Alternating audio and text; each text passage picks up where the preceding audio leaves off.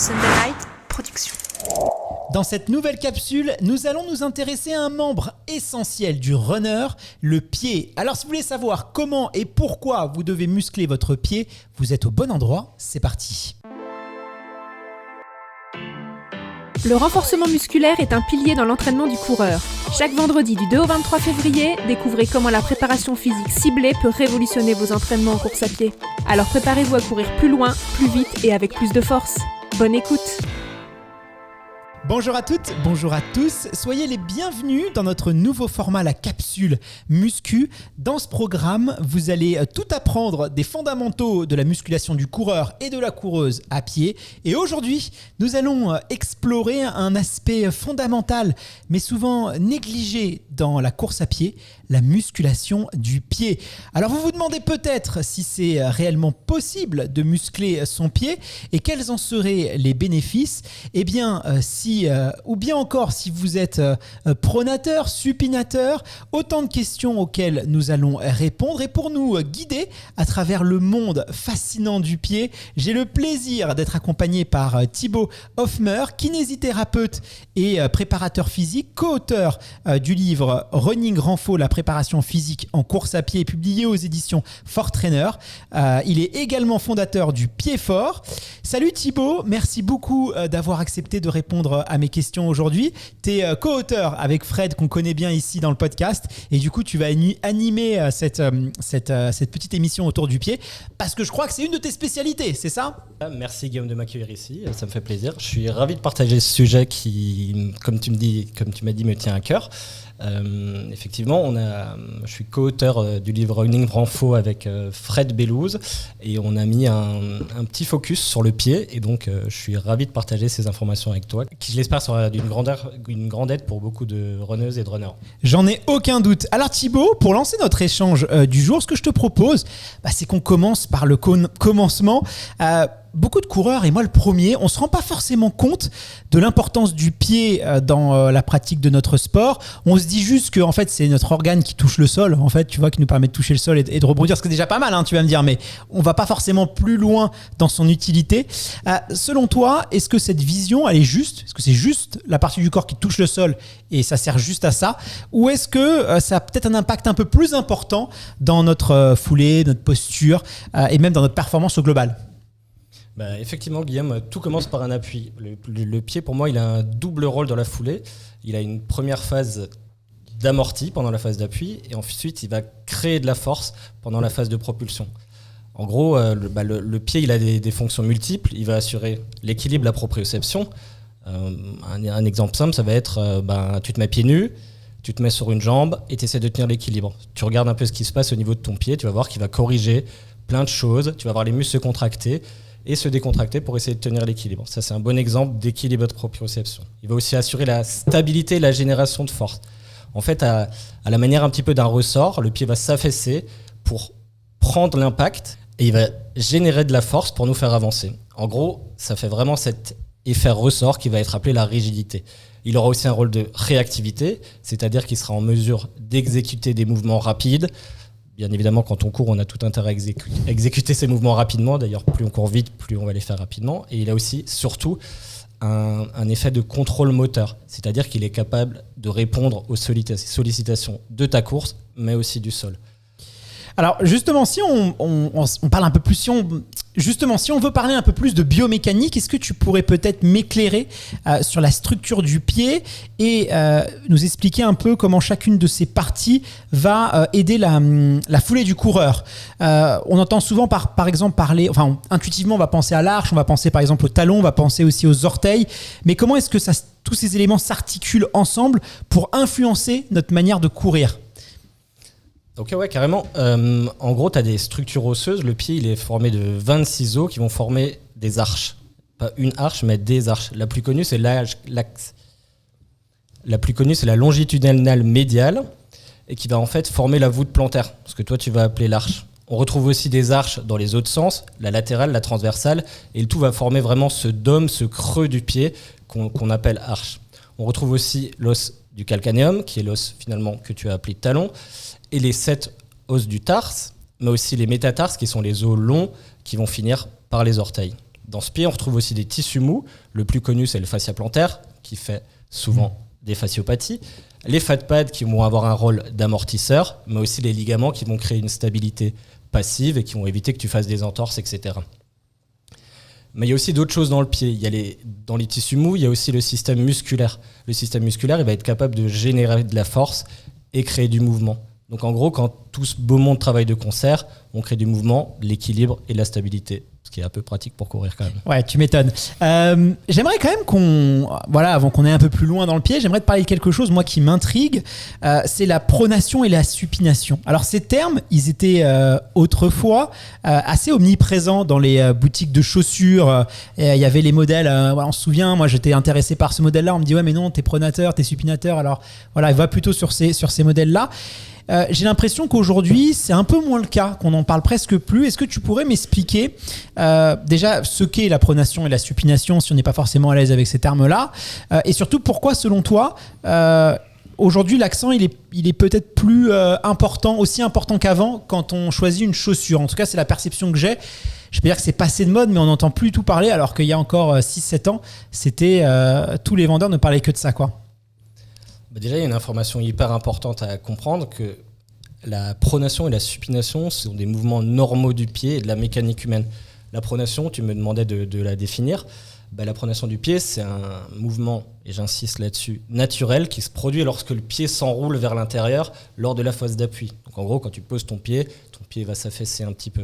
La supination, c'est le mouvement inverse, c'est-à-dire qu'au moment de la phase d'appui, le pied va être un peu plus vers l'extérieur et tu auras plus de charge sur l'extérieur du pied. Alors souvent, on disait que la pronation, tu te blessais plus. Il y avait plus de facteurs de blessure quand tu étais pronateur que supinateur. Est-ce que c'était vrai ou c'était une idée reçue, ça ? Alors justement, en fait, la pronation, elle a une vraie utilité mécanique. Elle est même super importante. En fait, pour répondre à ta question, le pied il a été sous-estimé en sciences du sport. Tu vois, il a fallu attendre 2005 pour qu'on parle du pied dans la littérature scientifique et 2015 pour qu'on parle des concepts actuels. Malheureusement, on a longtemps contraint le pied à ce qu'on percevait de ce qu'il devait faire. On a réduit le pied à une structure inerte qui n'était pas vraiment en mesure de supporter la charge et donc du coup, on a diabolisé la pronation. En fait, on pensait tout simplement qu'elle était délétère.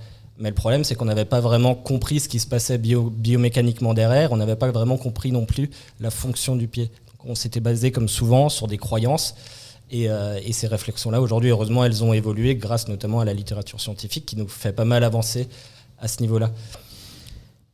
Mais comme je te disais tout à l'heure, en fait, le pied, il a vraiment un rôle de ressort. Grâce à la pronation, il va emmagasiner de l'énergie qui sera en mesure de restituer derrière pour créer la phase de poussée, donc pour nous faire avancer. Donc il ne faut pas se priver de cette pronation parce qu'elle a une vraie utilité mécanique. Donc concrètement, aujourd'hui, si on veut choisir une paire de chaussures, est-ce qu'on doit prendre en compte ce côté pronateur, supinateur dans le choix du modèle de chaussures qu'on va faire, mais si on se concentre uniquement sur celui-ci, quoi, sur ce critère-là, est-ce que ça vaut le coup ou pas ? Qu'est-ce que tu nous conseilles ? Effectivement, il y a plein de critères pour choisir une chaussure, mais si on parlait que de celui-ci, j'aurais tendance à te dire que dans la majorité des cas, non. Pour ça, je vais t'expliquer deux concepts qui sont super intéressants. Le premier, c'est le concept de la trajectoire de mouvement préférentiel. C'est un concept de Beno Nig, et je vais t'expliquer d'abord un peu de manière pompeuse, et ensuite je t'explique de manière plus simple pour que tout le monde comprenne. En gros, le corps, il fonctionne de manière individu-centrée, et il va en permanence choisir le chemin le plus simple pour effectuer une tâche motrice. Ce chemin, il va être propre à chacun, et il va s'adapter à l'environnement auquel le sujet se conforte. Bon, ok, j'avais dit que c'était chiant, c'est un peu chiant, mais en gros, le corps, il est flemmard. Il va toujours chercher le mouvement le plus économique pour fonctionner. Donc en fait, s'il fait de la pronation, c'est que pour toi, bien sûr, la pronation, elle est utile. Et donc du coup, il va choisir ce mouvement préféré, et si tu fais de la pronation, c'est qu'à un moment donné, elle va te servir justement pour faire la phase de propulsion. Mais ça bouge parce que moi, je vais te donner un exemple. 2010, avant vraiment que j'ai une pratique sportive régulière, je mettais beaucoup de chaussures de ville et je voyais que j'avais vraiment un défaut au niveau du pied, entre guillemets un défaut, et j'abîmais énormément mes chaussures sur le côté. Tu vois, ça veut dire vraiment j'avais des bosses qui se formaient sur le pied droit. Et je flinguais mes chaussures vraiment assez rapide. J'avais un taux d'usure de mes chaussures qui était très rapide à cause de ce défaut du pied. Et ma pratique de la course à pied, j'ai eu l'impression en tout cas que j'ai plus du tout eu ce problème parce qu'en courant, j'ai comme si j'avais corrigé en fait cette pose du pied sans courir. À plat, j'avais ce petit défaut et en courant, j'ai eu l'impression de corriger. Et c'est pas qu'une impression parce que j'ai bien vu que mes chaussures n'avaient plus ce défaut, tu vois. Et ça a été l'impact de la course à pied. Est-ce que c'est possible ça ou pas ? C'est carrément possible. Il y a peut-être 2 explications à ce qui t'est arrivé. Il peut y avoir effectivement le choix de la chaussure. À l'époque, on t'avait peut-être conseillé une chaussure pronatrix, supinatrix. Non, là, c'était vraiment mes chaussures. En fait, si tu veux, ce défaut-là, je l'avais sur mes chaussures de vie, j'avais sur toutes mes chaussures. Ce que j'avais en marchant, je courais pas encore à l'époque, donc en marchant, j'avais tendance à plier vachement le pied sur la droite. Donc, mais vraiment, c'était important. Et justement, depuis que je cours de manière régulière, je ne déforme plus mes chaussures. C'est fort possible. En fait, c'est assez connu. La course à pied va travailler ta qualité de pied. Voilà, que ce soit dans la course, dans les gammes que tu vas faire, dans le renforcement musculaire du pied qu'on va expliquer aujourd'hui. Et oui, effectivement, tu peux adapter ton pied à la course à pied et pour qu'il soit le plus efficace possible, il s'est certainement adapté et a mis des contraintes différentes à différents endroits du pied. Alors justement, si on veut aller plus loin, vu qu'apparemment c'est possible de corriger quelques petits défauts et de pied et d'améliorer ce que tu appelles justement la qualité de pied, et là j'imagine que beaucoup de nos auditeurs et auditrices se posent la question, est-ce que c'est possible de renforcer, de muscler son pied de manière efficace ? Est-ce que tu peux nous éclairer sur ce point-là ? Bon, tout ceci est assez intéressant et du coup, pour en revenir à ma question initiale, comment est-ce qu'on choisit maintenant sa chaussure ? J'ai une autre info qui est super intéressante qui sort d'une étude de 2021 qui vient d'Aspetar à Doha, qui nous dit le premier facteur associé à l'économie de course, c'est le confort. Donc j'ai envie de te dire que si tu veux bien choisir ta chaussure, tu vas dans un magasin, tu essayes plusieurs paires, idéalement les paires qui te plaisent bien, tu choisis, tu regardes là où tu es le plus à l'aise, et ça c'est vraiment le meilleur conseil que je peux te donner parce que ça a été prouvé, que ce soit pour la prévention des blessures ou pour l'économie de course. Finalement, c'est ce critère-là le plus important. Bon, c'est assez logique, effectivement. Il faut essayer les chaussures et même c'est pas forcément évident parce que des fois, on peut acheter sur Internet. Mais généralement, voilà, quand on a des modèles qui nous plaisent, on aime bien, on renouvelle un peu la gamme, mais on commence un peu à se connaître. Alors, on a vu que c'était possible, comme tu l'as dit, d'améliorer la qualité de son pied. On a vu qu'on pouvait rectifier aussi certains défauts qu'on pouvait avoir. Mais si on veut aller plus loin, est-ce que c'est possible de muscler son pied de manière efficace ? Est-ce que tu peux m'éclairer sur ce point-là ?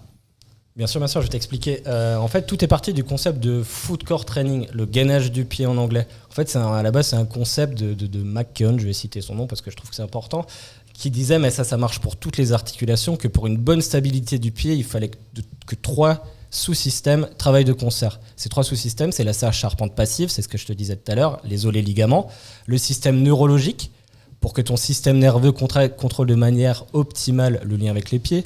En gros, est-ce que ton fil électrique est bien branché entre ta tête et tes pieds ? Et enfin, le sous-système actif qui est composé des muscles du pied, que ce soit les intrinsèques ou les extrinsèques. Sachant qu'en fait, on a presque une action sur ces 3 sous-systèmes, finalement, la réponse, elle est évidente. Oui, effectivement, on peut renforcer le pied. D'ailleurs, quand on parle de foot core, je pense que c'est le moment de rendre hommage à François Fourchet, à son padawan, Romain Tourillon, qui sont à l'origine de l'expansion de ce concept et qui cessent de nous éclairer sur le sujet et qui nous apportent chaque année des nouvelles informations pour mieux travailler le pied. Alors justement, tu parles de muscles intrinsèques et muscles extrinsèques. C'est vrai que c'est des termes qui reviennent assez souvent dans la musculation. Alors à titre personnel, on n'est pas forcément tous familiers avec ces concepts. Est-ce que tu pourrais juste nous détailler simplement un peu la différence entre ces 2 types de muscles du pied et quel rôle ils jouent justement respectivement, que ce soit dans la santé, la performance, le bien-être du coureur, quoi. Bien sûr, je vais t'expliquer quel rôle ils ont et je vais même t'expliquer comment on peut les travailler indépendamment et de concert. En gros, c'est très simple. Les muscles intrinsèques du pied, ce sont les muscles qui ont des 2 insertions au sein même du pied. C'est-à-dire que le muscle commence et se termine dans le pied. On peut citer par exemple, pour ceux qui sont un peu calés en anat, l'abducteur de l'hallux, le court fléchisseur des orteils. Les muscles extrinsèques, eux, ils ont une insertion sur la jambe et une terminaison dans le pied ou sur le pied. C'est le mollet, le solaire, le tibial postérieur. Ils vont créer du mouvement, eux, dans la cheville et dans le pied. En fait, on a longtemps pensé que les muscles intrinsèques du pied, donc je me répète, ceux qui sont uniquement dans le pied, qu'ils avaient uniquement un rôle dans la stabilité de l'arche du pied qu'on t'a décrit tout à l'heure. En fait, c'est un peu plus complexe que ça. Ils ont un rôle un peu différent. Si tu veux, c'est ton collègue avec qui tu vas courir et qu'à chaque fois que tu es avec lui, tu te dis waouh, cette fois-ci, j'ai bien couru, je me suis senti performant. En fait, les muscles intrinsèques, ils ont vraiment un rôle de bonification de l'action des muscles extrinsèques. Seuls, ils ont un rôle qui n'est pas hyper important, mais associé aux muscles extrinsèques, ils ont la capacité de potentialiser potentialiser l'effet des muscles extrinsèques. Je vais t'expliquer quelques exercices pour que tu comprennes. Avec plaisir. En fait, les muscles extrinsèques, c'est simple, c'est les gros exercices qu'on connaît. Par exemple, le mollet, tu vas te mettre, pour te donner un exercice simple, tu vas te mettre devant le mur, tu vas te mettre tes mains proches du mur pour te stabiliser ou pas d'ailleurs, et tu vas juste faire des montées sur pointe. Ça, c'est un muscle extrinsèque, c'est les gastrocnémiens. Et eux, ils ont effectivement cette insertion dans la jambe et ils finissent sur le calcanéum. Un autre muscle qui est hyper important pour le coureur, c'est par exemple le solaire. Là, pour le bosser, tu vas te mettre assis sur une chaise, tu vas mettre un poids sur ton genou et tu vas monter, pareil, sur pointe de pied. Là, tu vas bosser le muscle solaire. Pour les muscles intrinsèques, on va avoir deux approches qu'on va choisir un petit peu en fonction de l'expérience du coureur. On va avoir une approche qu'on dit light, avec les exercices plutôt sans charge. Le plus connu de ces exercices, c'est le short foot. C'est un exercice qui paraît assez simple, mais finalement, quand j'essaye de le faire aux athlètes ou à mes patients, je me rends compte que c'est un peu compliqué. On va essayer de le faire ensemble. En fait, tu vas essayer de raccourcir ton pied dans le sens de la longueur en essayant d'élever l'arche du pied. Donc, tu peux essayer, Guillaume, dans ta chaussure, par exemple, si tu as le pied posé au sol. Voilà, un petit tip, c'est que vraiment, tu vas essayer de griffer les orteils sans pour autant que ton pied se décolle.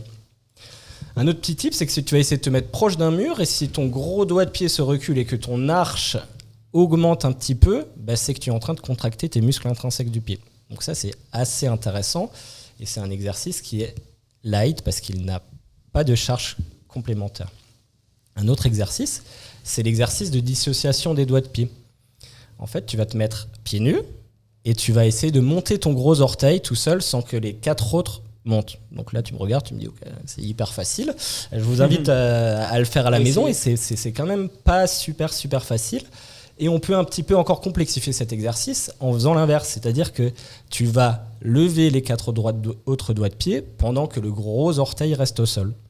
Et après, tu peux alterner l'un et l'autre. En fait, ça, c'est les exercices où on va un petit peu appréhender les premiers renforcements musculaires. Mais cette approche qu'on appelle light, elle a des limites. En fait, je vais t'expliquer pourquoi. Quand tu cours, on va dire aller à 12-5 km/h, ton pied, il prend une charge de 2 fois et demi le poids de ton corps. Tu vois, moi, je fais à peu près 80 kg. Quand je cours, à chaque impact au sol, je prends une charge de 200 kg environ.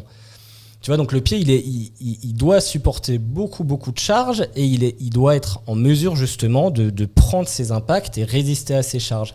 Donc en fait, il ne faut pas hésiter à aller justement sortir de cette approche un peu light et mettre de la charge. Je pense que vous avez dû en parler un petit peu avec Fred. Exactement, on a parlé justement de l'intérêt de pouvoir travailler avec charge sur certains exercices. Et là, effectivement, ça fait sens avec ce que tu nous dis. Alors, on a parlé aussi de mobilité avec Fred.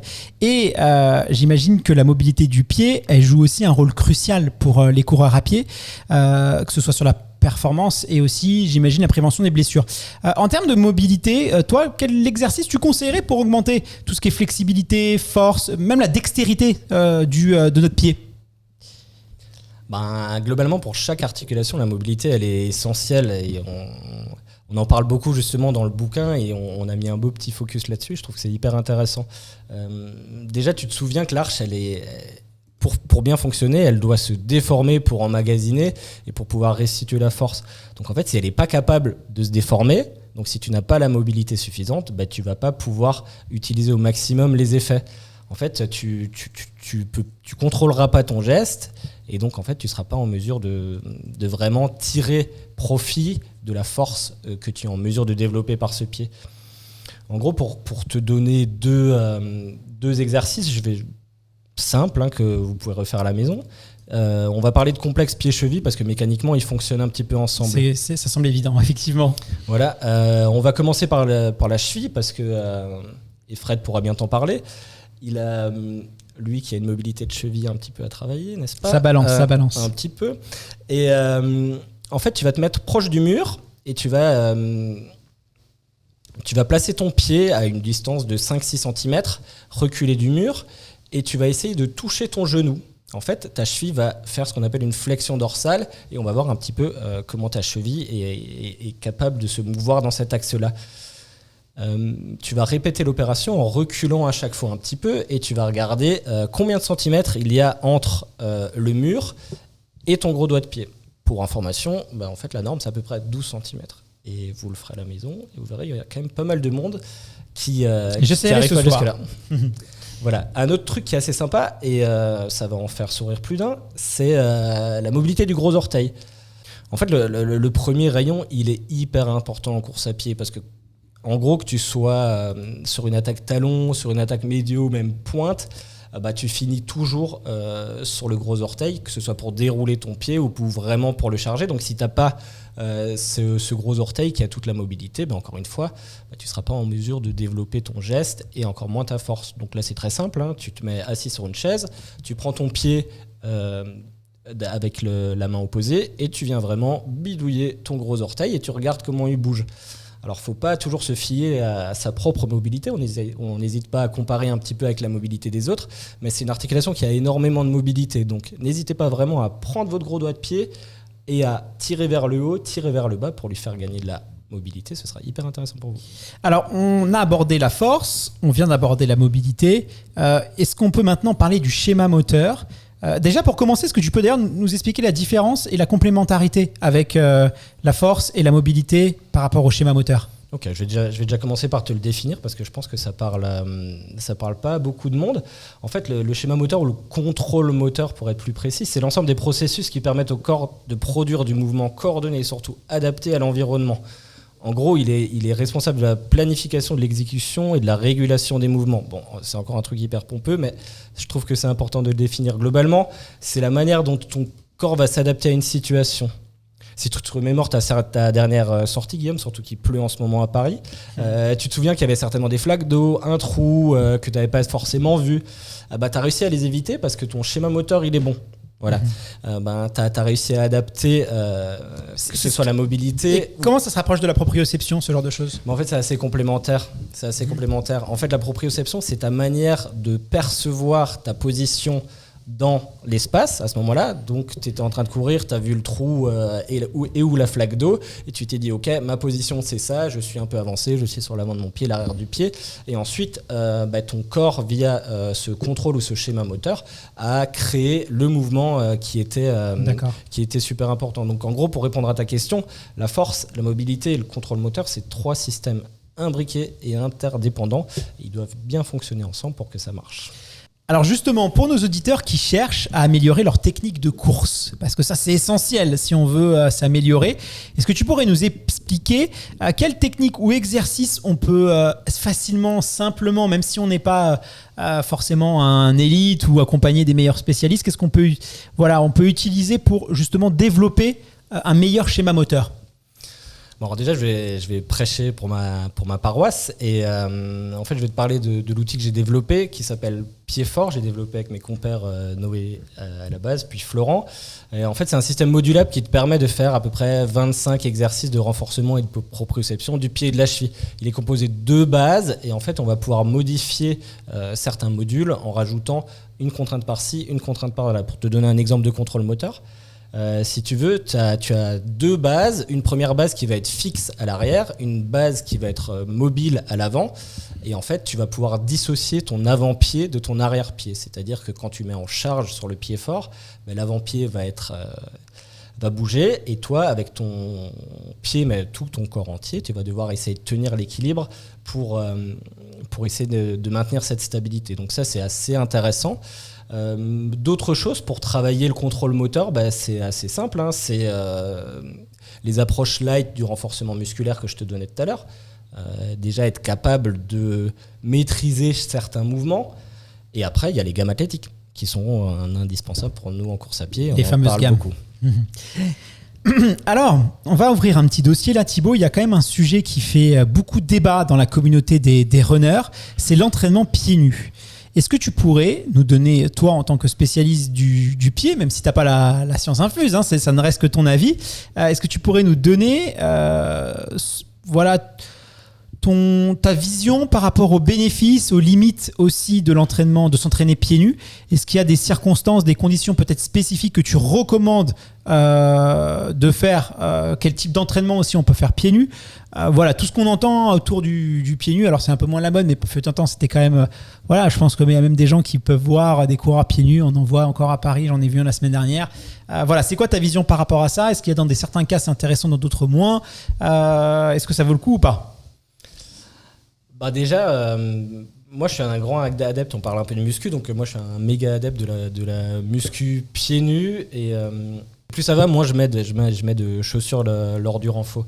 Après, je vais commencer un petit peu par t'expliquer pourquoi c'est intéressant de faire de la muscu pieds nus, parce que c'est le sujet, et après, si tu veux, on peut un petit peu ouvrir pour le reste. Je vais te donner un exemple assez simple du pourquoi c'est intéressant de bosser la muscu pieds nus. C'est que on a un abducteur du 5e orteil, c'est-à-dire qu'on est capable normalement d'ouvrir le petit doigt de pied vers l'extérieur. Et quand je le demande à mes patients et à mes athlètes de faire ça, en fait, on a débranché le câble. Il est plus branché, et je dis aux gens, allez-y, maintenant on va contracter ce muscle-là. Et ils me regardent de travers en disant, mais monsieur, ce n'est pas possible. Après, tu sais... il y a plein de muscles qu'on ne sait plus utiliser. Par exemple, il y a encore quelques années, on savait bouger nos oreilles. On ne sait plus le faire. Il y a encore quelques années, il y en a qui arrivent à bouger un surfril plutôt qu'un autre. On ne sait plus le faire. Les muscles faciaux ont été aussi bien perturbés par rapport à notre évolution. Ce n'est pas forcément un argument pour moi, désolé. Le fait est qu'on ne s'en servait pas avant. C'est aussi parce qu'il y a des évolutions sur le corps humain. Et vouloir revenir à quelque chose, ce n'est pas forcément le cas pour ça, mais vouloir revenir à quelque chose d'antérieur, il faut m'expliquer pourquoi ça peut être utile ou pas. Je vais déjà te sortir un argument scientifique. Il y a, parce que j'adore ça, et Fred est en train de sourire derrière. En fait, il y a Boone, je me rappelle plus exactement de quel pays vient, cher monsieur, mais qui nous dit que 15% des gens ne savent pas du tout activer certains muscles de leurs pieds. Okay, et comment il explique ça? Qu'en fait, à force d'avoir des chaussures, on perd un petit peu l'ancrage du pied, on rend un petit peu le pied fainéant, et on le laisse plus travailler dans tout ce qu'il est capable de créer, que ce soit de la force, de la mobilité, tout ce qu'on a vu tout à l'heure. Et je pense que c'est hyper important, notamment de faire ce travail de muscu pieds nus, parce qu'on a effectivement ces récepteurs nerveux sous le pied qui sont beaucoup, et en fait le fait d'avoir ces chaussures, on perd un petit peu ça. Mais pour répondre à ta question de départ, si c'était ça la question, le fait de courir pieds nus, ça vient de... Donc pour le renforcement musculaire, ça peut faire sens sur certains exercices de pouvoir s'entraîner pieds nus. On sait, même on parlait de la proprioception, il y a beaucoup de choses qui se font aussi pieds nus, même si après voilà, il y a aussi un débat entre préparateurs physiques et après voilà, chacun défend un peu sa paroisse. Donc ça c'est pour la musculation. Et pour la course à pied, est-ce que ça peut faire sens ou pas?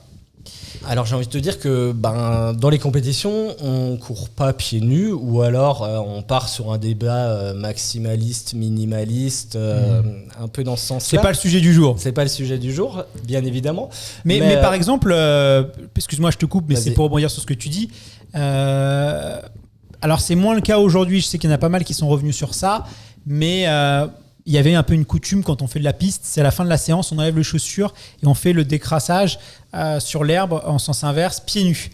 Alors je sais qu'aujourd'hui c'est beaucoup moins conseillé qu'avant, mais ça, est-ce que c'est pour toi en tout cas, avec ta vision et ton prisme de lecture à toi, est-ce que ça peut être intéressant ou pas de le faire? Moi j'aimais bien, je trouvais ça sympa. Mais... moi je trouve ça aussi très sympathique. Ouais. Après de là à vraiment obliger tout le monde à le faire, je pense que c'est un faux débat, mais je pense qu'effectivement ça permet d'activer. C'est pas inutile quoi. C'est pas inutile, ça permet de reconnecter un peu aussi avec le corps. Exactement. On reconnecte avec le sol, on reconnecte avec. Ça me rassure parce que c'est vrai que c'est moins recommandé maintenant et je trouvais que c'était dommage. Donc tu vois, ça peut faire sens parce que ça nous permet de une meilleure connexion, et c'est bien de garder aussi de temps en temps ces acquis-là, ces connaissances-là. Alors du coup, moi ça m'emmène à une autre question. On parlait de chaussures, on parlait de technologie. Et c'est vrai que de nos jours, on a les nouvelles mousses, on a les plaques carbone. Et la question qu'on peut se demander, c'est quel impact a ces chaussures, ces nouvelles technologies qui viennent quand même bousculer un peu la biomécanique du coureur et notamment à travers la pose du pied, peuvent avoir sur nous. Est-ce que ça peut pas aussi causer certaines blessures ? C'est quoi toi ta vision ? Je pense que tu dois regarder ça un peu de près, ces nouvelles lames, ces nouvelles mousses. Toi qui t'intéresses au pied, ça peut avoir un impact positif, négatif, neutre. Est-ce qu'on doit s'attendre à quelque chose si on s'entraîne avec ces chaussures ? Moi, en tant que kiné déjà, je regarde les chaussures, l'état des chaussures, le style de chaussures que le patient va choisir. Mais bon, c'est quand même un peu un sujet sous tension qui cette fois-ci nous emmène un peu vers le maximaliste, vers le minimaliste. Je parlais même pas forcément du minimalisme maximaliste parce que bon, ça c'est un débat qui a déjà été bien traité, mais vraiment les lames carbone, les nouvelles mousses qui là pour le coup quand même ont un impact. C'est plus sur ces technologies-là. Je sais qu'il y a eu quelques études qui ont été faites sur les causes de blessures que ça peut générer, surtout si les athlètes l'utilisent beaucoup à l'entraînement, plus qu'en compétition. C'était plus par rapport à ça, sans forcément parler du minimalisme ou du maximalisme. Là, la science, comme souvent quand on commence à chercher, on trouve. On trouve, mais on n'est pas tout à fait d'accord. On a des preuves qui sont faibles sur le fait que utiliser une lame carbone et ces mousses un peu spécialisées crée des blessures.